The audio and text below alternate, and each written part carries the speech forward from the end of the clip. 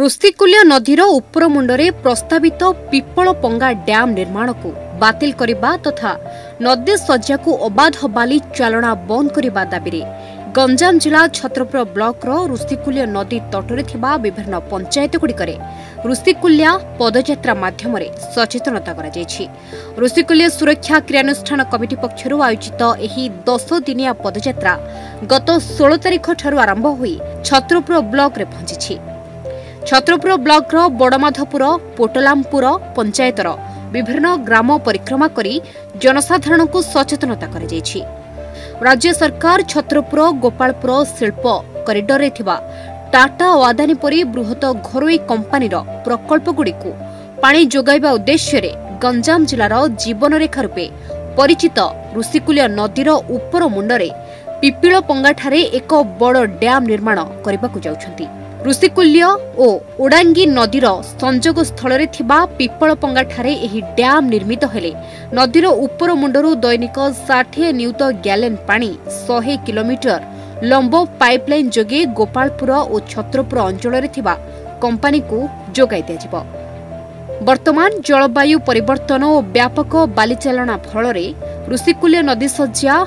एक रकम शुष्क हो जाइथिबा बेले उपर मुंडरे एक बड़ डैम निर्माण हेले ऋषिकुल्य नदी शेष संपूर्ण भावे शुष्क हो मरीजिबो। सेहिपरि स्थले नदीर उभय पार्श्वरे बसवास करुथिबा शताधिक ग्रामर लक्षाधिक लोकंक जीवन जीविका विपन्न होइजिबो। नदीरे जलाभावरु शताब्दी पुराणा ऋषिकुल्य जलसेचन व्यवस्था प्रभावित होई गंजामर व्यापक अंचल चाष बर्बाद होई चाषी माने क्षतिग्रस्त हेबे। यह सहित ऋषिकुल्य नदीर पानी उपरे निर्भरशील ब्रह्मपुर छत्रपुर पुरुषोत्तमपुर आसिका और गोपालपुर आदि सहर तथा शताधिक ग्रामवासी जल संकट हेबो बोली आज बड़माधपुर और पोटलामपुर पंचायतर विभिन्न ग्राम अनुष्ठित पदयात्रा परिवेशविद प्रफुल्ल सामंतरा उद्बोधन दे सचेतनता कराइछंती।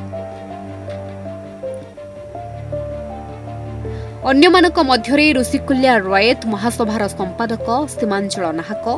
बड़माधपुर श्यामकाली युवक संघर सभापति एस युधिष्ठिर रेड्डी शिवरंजन साहू महेंद्र गौड़ पंचायत नेता शिवशंकर सेठी पूर्वतन जिला परिषद सभ्य एस किशोर रेड्डी पोटलामपुर सरपंच निरंजन प्रधान समिति सभ्य शंभुनाथ स्वाई चाषी नेता राजेन्द्र नाहक सन्यासी स्वाई रंजन सेठी लडू किशोर प्रधान शत्रुघ्न विश्वाल राजेन्द्र नाहकंकर बहु जनसाधारण एही पदयात्रा रे शामिल होइथिले। प्रफुल्ल सामंतरा आज जो अभियान आरंभ करते गत 16 तारिख रु आमर पदयात्रा आरंभ होइछि ऋषिकुल्य नदी को सुरक्षा करिवा पाई पिपलपंगा ठारू आरंभ होइछि आसंता 25 तारिख रे सरीबो गंजाम मुहाण रे ये पदयात्रा इथिपाई जे नदी उपरे विपद को डाकी आनी सरकार डैम करने पिपलपंगा ठारे जदि पिपलपंगा ठारे डैम हुए ताले आज दिन में एकमात्र प्राकृत धारा जो आसूची ऋषिकुल्य ओडंगी नालरो एवं जोटे मिसिची सेठी डैम करने सरकार निष्पत्ति नहीं एवं से डैम जदि हो जाए ताले टोपे पानी अक्टोबर मासरू जून पर्यंत टोपे पानी ऋषिकुल्य नदी को आसीब नहीं। तार कारण नदी उपनदी गुड़िक सब नदी गुड़िक उपनदी जो ऋषिकुल्यार जरो हो बागुआ हो बड़ नदी हो धनई हो ये समस्त नदी उपरे जल भंडार हो जाइए जो वर्षा दिन व्यतिरके से नदी मान टोपे पानी ऋषिकुल्या को आसुना। एकमात्र जदि धारा को बंद करी अटकई जदि डैम हुए से डैम नदी को मारिदेव जद्वारा लिफ्ट इरिगेशन पॉइंट कूह पोखरी सब सुखीज। यही कथा 28 वर्ष तले टाटा पानी दवाई यही डैम या जाऊला किंतु जन आंदोलन है गंजाम जिले में एवं जन आंदोलन को सरकार मानिने एवं से डैम बंद कराइले एवं टाटा भी ये स्टील प्लांट कर पारा ना। तेणु ये जो इतिहास अच्छी जो गोटाए सरकार मानी बाध्य होकर नदी को न मारे एवं 28 वर्ष पर जी नदी में पानी आसला एवं पानी आसुनी कारण हूँ नदी बाली सरी जाऊँगी नदीर जलधार कमी जाइए क्लाइमेट चेंज जो वर्षा कमी जाइए तेणु यही समय आहरी संकट बढ़ तेणु नदीर सुरक्षा पाई ये पदयात्रा जरिया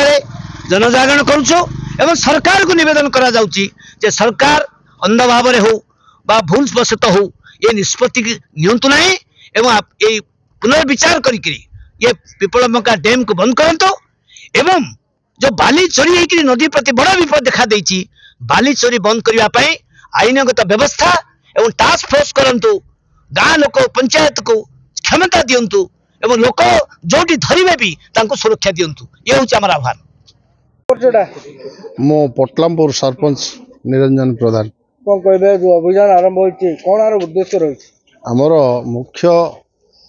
ये जो ऋषिकुल्या नदी रही सी आमर माँ ताकू जदि जो चिरस्रोता थिला ताकू जदि आम सुखेदबा बोले ए एरियार चाषी भाई माने कौन करेंगे जल स्रोत ना तो आमर लेर सब कमिज चाषबास सब बंद हम एपटे समुद्र जल माड़ी आसुची कौथिपाई जेसीबी लगे डंफर रे जो बाली चोरी करुचंदी ता फल रे बाली गोटे नहीं सब माटी सहित बाहर करदे से जोगु समुद्र जल आमर कंसारी गंडरे आसी मिसिलानी एथिपाई आमर दाबी रही आमर ऋषिकुल्या किपरि चिरस्रोता हम से आमर दाबी रही उपर मुंडे जदि आमर डैम करेंगे ये तलमुंड को पानी आसो केमती एथिपाई आमर दाबी रही आम या माध्यम सरकार को जन जागरण करुचु जे किपरि आमर ऋषिकुल्या माँ को आम बंचाइबा चिरस्रोता करवा सेटा हूँ आमर मुख्य उद्देश्य। छत्रपुररू जितेन्द्र नायकों रिपोर्ट न्यूज टुडिया।